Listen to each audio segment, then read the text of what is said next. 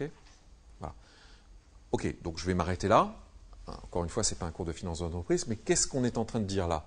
On est en train de dire que quand vous lisez les journaux et quand vous regardez même les covenants, les ratios d'endettement qui sont appréhendés par les journalistes quand ils disent tiens, Patrick Drahi, le patron de Numéricable, quand il rachète SFR, il a lancé les émissions obligataires et il a réussi à lever une taille de dette qui représente 7 fois l'EBITDA. Donc vous voyez que dans les journaux, les analystes disent pour appréhender la taille de la dette, je la mesure par rapport à l'EBITDA. Donc les gens ont l'habitude de regarder par rapport à l'EBITDA. Mon petit message, c'est tout simple, c'est de dire quoi? C'est que l'EBITDA, c'est juste un proxy, une approximation de la création de cash, mais qu'en réalité, il faut regarder en plus deux choses très importantes. Un, les variations du besoin en fonds de roulement, et deux, les dépenses d'investissement. D'accord? Voilà. Alors, autre chose, bon, faisons l'hypothèse que, effectivement, les variations du besoin en fonds de roulement sont négligeables, parce que les stocks sont stables, que les clients payent toujours les factures en même nombre de jours, etc. Pourquoi les banquiers regardent l'EBITDA comme ratio d'endettement et ils regardent le ratio entre dette et EBITDA?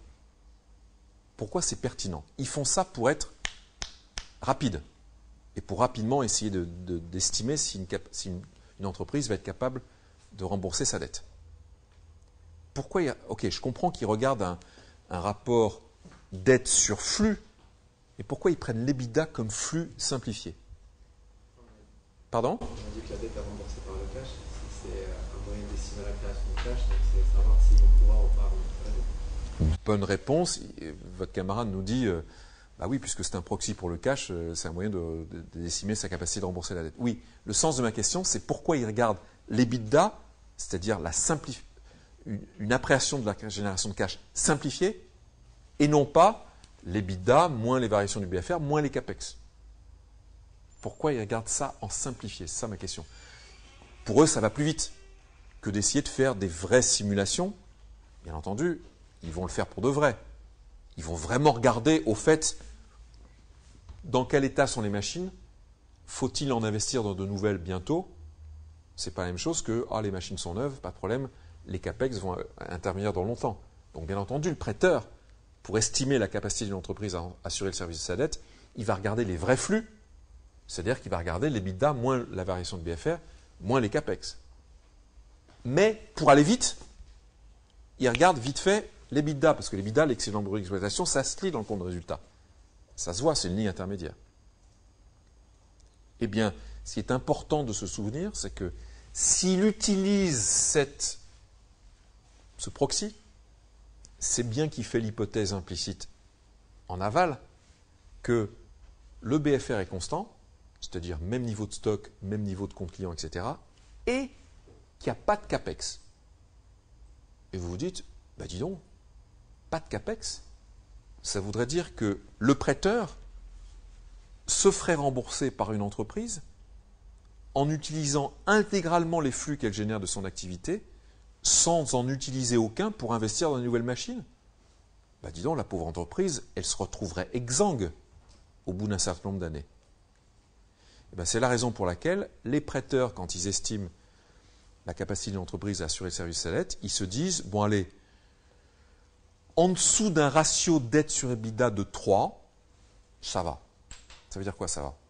Ça veut dire qu'ils estiment que pour une taille de dette équivalente à 3 années d'EBITDA, c'est ça un ratio de 3, c'est 3 années, ça veut dire que l'entreprise, au cas le pire, où on pomperait tout le cash sans l'autoriser à faire des investissements, l'entreprise mettrait 3 ans pour nous rembourser. D'accord? Donc c'est pour ça que ce ratio de 3, c'est 3 ans, c'est un ratio un peu, pas magique, mais couramment utilisé dans l'esprit des banquiers. En dessous de 3, c'est cool. Au-dessus de 3, ça devient problématique. Donc vous imaginez, Numéricable, 7, c'était énorme, quoi. D'accord? C'est très endetté. Voilà, donc voilà pourquoi vous pouvez lire dans les journaux et vous pouvez lire dans les covenants aussi. Je voudrais que votre ratio dette sur EBITDA ne dépasse pas tel montant. D'accord ? Voilà. Parce que l'EBITDA est un proxy pour la création de cash. Le proxy, c'est à condition qu'il n'y ait pas de dépenses d'investissement. Et donc, au pire, combien d'années je vais me rembourser en me servant sur la bête et en interdisant la bête de faire des investissements. Voilà.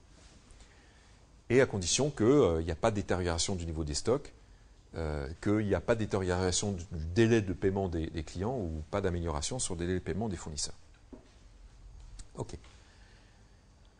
Donc voilà pour grosso modo la manière dont s'y prennent les gérants crédits. Il faut estimer les générations de cash futures. À partir du compte de résultat, on en fait des correctifs pour transformer création de richesse en création de cash. OK ?